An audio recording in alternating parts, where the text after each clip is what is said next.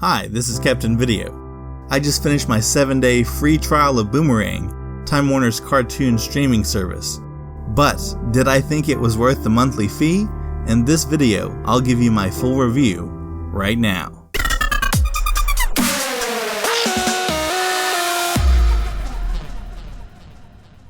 Some of you may know Boomerang as a cable channel that's primarily home to cartoons from Warner Brothers, Hanna-Barbera, and Cartoon Network, among others. Things like Looney Tunes, Yogi Bear, Scooby-Doo, and Adventure Time. I've never had that channel, but as a huge fan of animation, I've always sort of wished that I did. So when I heard Boomerang launched a subscription-based streaming service like a Netflix for cartoons, I had to check it out. You can watch it on your desktop computer, or an app on your smartphone, or on your TV, for example, as a Roku channel. Boomerang offers a 7-day free trial. After that, it's either $4.99 a month, or you can pay $40 up front and save a few dollars if you buy a year subscription. But I should cut to the chase and just admit to you that I canceled my subscription when the free trial was up. I was not that impressed. Let me explain why I was so let down by Boomerang's streaming service. When I finally logged in and began browsing, I saw familiar faces like the ads for Boomerang promised. Popeye and Huckleberry Hound, Scooby-Doo, Garfield, Daffy Duck, Johnny Quest, and the Smurfs. Only I was shocked at how little there actually was to watch. While the website for the service is quick to mention that they carry, quote, over 1,000 episodes, it's really confusing as to what they count as an episode. Does the 7-minute Bugs Bunny cartoon, released theatrically in the 1940s, as hilarious and perfect as it may be, count as an entire episode? A lot of their selections aren't technically shows in their own right, so it's all sort of just a mess. The library is dominated by classic Hanna-Barbera and Looney Tunes cartoons, and both of these studios, in their heyday, released some of the best cartoons ever. I have no complaint about them having a dedicated home online. However, while Boomerang promises weekly editions, the catalog is far from comprehensive.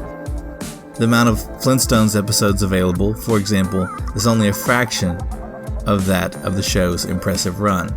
Similarly, you can watch What's Opera Doc or Duck-a-Muck, and you should, but to say every Bugs or Daffy cartoon is here would be a whopper of a lie. Even from the characters you see represented, there are more missing cartoons than there are included ones. The menu seems to be geared to look like Netflix's kids menu.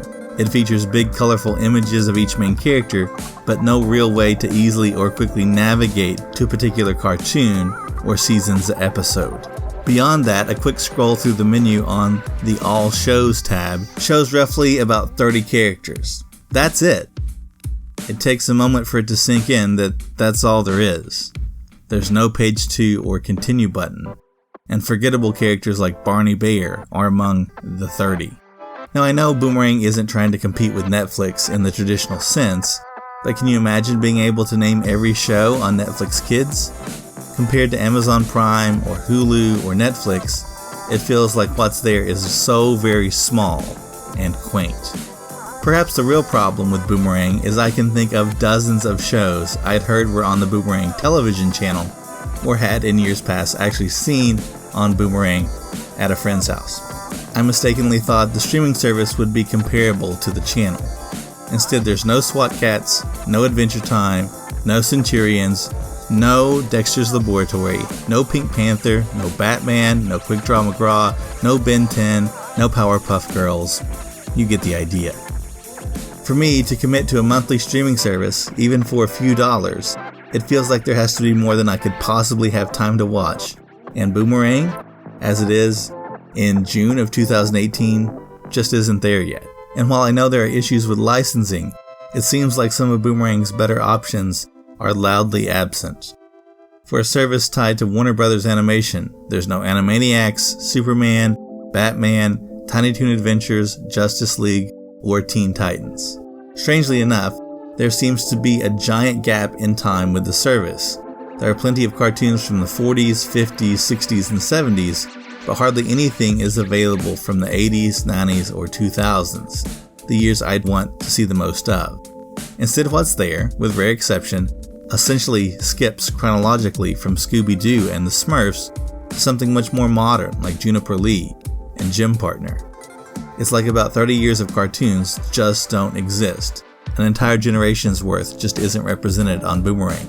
The weirdest part is that on the first day of my subscription, complete seasons of Captain Planet were available, and I can admit, kind of excited about this. I probably hadn't seen an episode in a decade. And by day 3, Captain Planet and the Planeteers were gone, with no series appearing to replace it. What gives? Furthermore, a look at the Movies tab is even more disappointing, unless you want to watch lots and lots and lots of Christmas specials. No kidding, about half of the movies on Boomerang are Christmas movies. You get multiple Christmas movies from the Flintstones, the Smurfs, Tom and Jerry, and Yogi Bear. Plus more Christmas movies from Garfield, the Cabbage Patch Kids, Casper, and even Pac-Man. Most of the other movies are courtesy of Scooby-Doo. If you're looking for variety, you won't find it here. You will find a movie where the Flintstones meet John Cena, but seriously, how many times could you watch that? And while Boomerang features a few original series, they're not marquee must-see titles. For example, I'm sure the new episodes of Wacky Races are fine, but I don't have any interest in them. What I'm left wondering is exactly who Boomerang is targeted toward. The menu and family-friendly setup makes it seem like it's geared mostly to appeal to kids, but I don't know how many young kiddos are lining up to stream Magilla Gorilla, or Adam Ant, or Richie Rich cartoons. Then I think maybe instead it's for parents who want to introduce their children to the shows they watched when they were kids. Only if you're from my generation, you'll only find shows that were already old when you were a kid, and hardly any shows from 1980 to today, so that theory doesn't work either. So I've decided maybe it's just for fans of animation, and yet that's me.